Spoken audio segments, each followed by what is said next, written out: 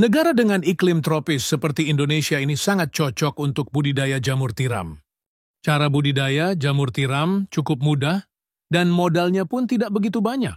Bagian yang paling sulit saat ini untuk budidaya jamur tiram adalah membuat baglok, yakni media tanam yang sudah berisi bibit jamur. Namun gak perlu khawatir jika Anda baru pertama kali terjun di dunia jamur tiram, sementara untuk urusan baglok yang sudah siap tumbuh, bisa pergi ke orang lain terlebih dulu. Lambat waktu jika usaha budidaya jamur tiram sudah mulai berkembang.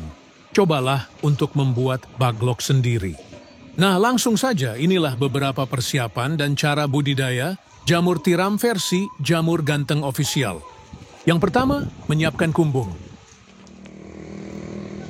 Kumbung ialah semacam rumah untuk jamur, yakni tempat untuk manaruk dan merawat baglok hingga tumbuh jamur siap panen. Di dalam kumbung tersebut terdapat rak yang bertingkat, biasanya terbuat dari kayu atau bambu, dindingnya bisa menggunakan papan atau paranet. Dan pada bagian atap menggunakan genteng, jangan menggunakan seng atau asbes yang mudah mendatangkan panas.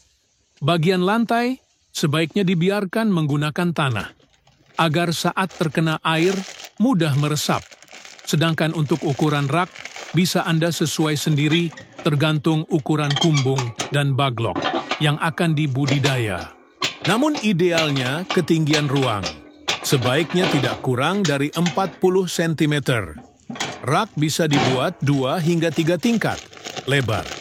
Rak 40 cm dan panjang setiap ruas rak 1 meter. Setiap ruas rak bisa memuat 70 hingga 80 baglok. Kemudian menyiapkan baglok. Perlu kalian tahu, kualitas baglok yang bagus sangat mempengaruhi pertumbuhan dari jamur itu sendiri. Baglok ialah media tanam untuk meletakkan bibit jamur yang terbuat dari serbuk gergaji. Serbuk kayu tersebut dimasukkan ke dalam plastik berbentuk silinder dan pada ujung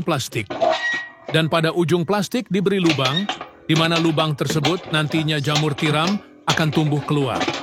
Saat ini baglok jamur tiram YJ berbobot 1 kg dijual, kisaran harga 3.000. Cara merawat baglok. Pertama, silahkan letakkan baglok pada rak yang sudah berada di kumbung. Anda bisa menyusunnya secara vertikal atau horizontal. Jika menyusun secara horizontal, berarti lubang baglok berhadapan ke samping. Sedangkan jika secara vertikal, maka lubang baglok menghadap ke atas. Namun biasanya, untuk para pemula lebih milih untuk menyusun baglok secara horizontal. Hal ini dilakukan agar tidak ada air yang masuk secara berlebihan saat nyiram baglok dan proses panen pun bisa lebih mudah.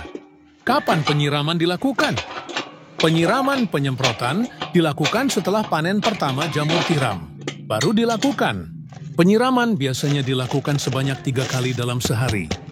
Lakukan penyiraman dengan sprayer atau sistem kabut frekuensi.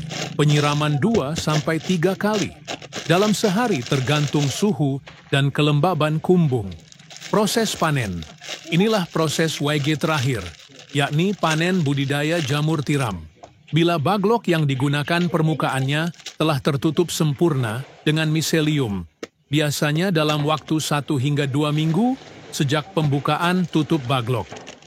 Baglok yang memiliki bobot sekitar 1 kg akan menghasilkan jamur sebanyak 0,7 kg.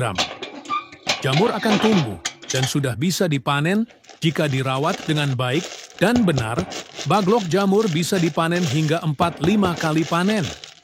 Setelah itu, baglok dibuang atau bisa digunakan bahan ompos.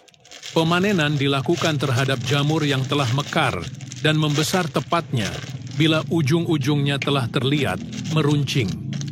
Bila masa panen lewat setengah hari saja, maka warnanya menjadi agak kuning kecoklatan. Bila sudah selesai itu, jamur cepat layu dan tidak tahan lama.